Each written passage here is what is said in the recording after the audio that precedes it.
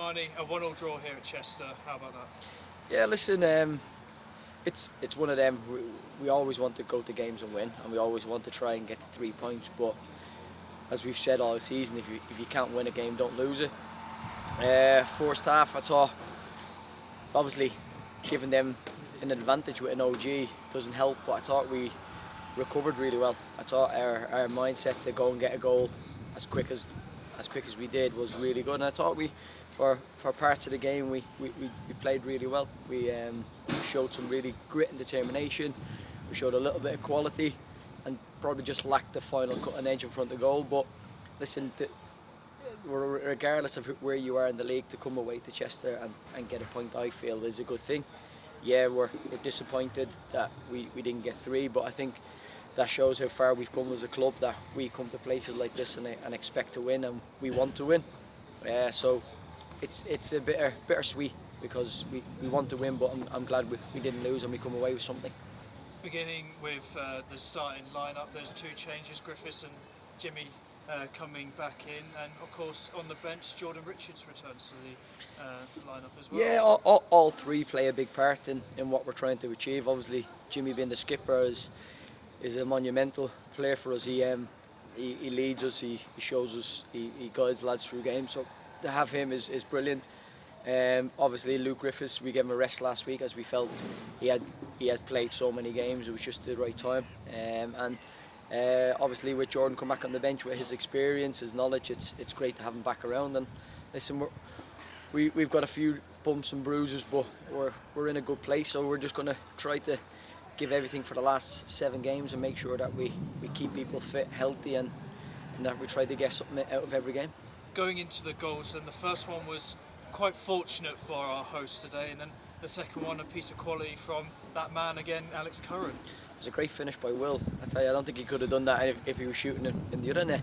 But yeah, listen, it's not the OG that's frustrating. It's the little few things before. We always looked at how did that goal come about, and there's a few phases that we could have stopped that we could have stopped the cross, we could have dealt with the ball coming into the box, and then obviously it's one of them. Will's reacted and it's gone in off the crossbar. It's unlucky, but yeah, to go down the other end then and score so quick, and Alex being Alex, right place, right time, and he's calm, he's composed, and he scores a fantastic goal. So yeah, it's great to keep his confidence going and keep him on the scoring sheet.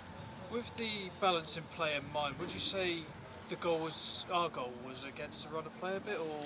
It was a bit of a scrappy game. I felt like today, especially in the midfield, I think the midfield was probably the busiest part of the pitch, and we never really got a wide to cause them danger, and it was a bit second ball, third ball, fourth ball, and people fighting for it. So I don't think the game ever really got its free-thrown game that we wanted to, or we expected, and we had to just try to win them second, third balls. And I think when they score, you expect them to be on top, and which does happen, and with the crowd behind them, they get a bit of excitement with it.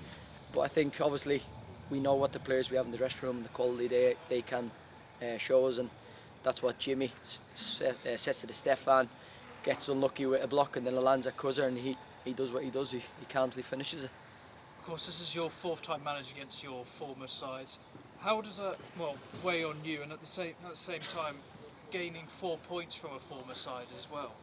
Yeah, listen, I spent, I think it was 8 seasons at this place, and it's great coming back for me to see all the familiar faces and see Callum and stuff like that. But no matter who we play against, I want to win, regardless if I've played from them before, because I've no animosity towards this club at all, or the fans. So I've just come here to focus on us, not get sort of let the emotions get the better of me like I probably did last week at Hereford, and which I do apologise for. But this week I knew I had to keep my emotions in check, make sure I focus on us, and make sure I focus on what I can do to impact the lads on the pitch. So I'm happy with that I didn't get sent off, so I've done well again today.